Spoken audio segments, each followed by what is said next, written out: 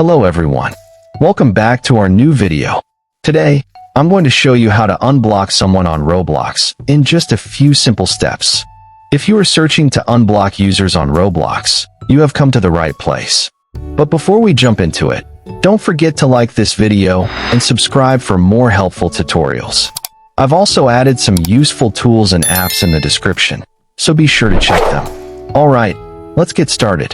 To unblock someone on Roblox, first of all, open the Roblox app on your mobile device and log into your account.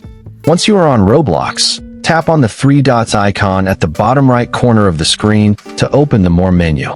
Now a new screen will appear. Scroll down and tap on Settings. In the Settings screen, tap on Privacy and Content Restrictions. Scroll down and tap on Blocked Users.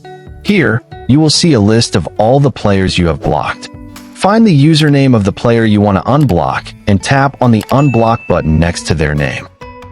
A confirmation pop-up will appear asking if you're sure. Tap Unblock to confirm. Now, the person will be unblocked. They will be able to message you, follow you, and join your games again.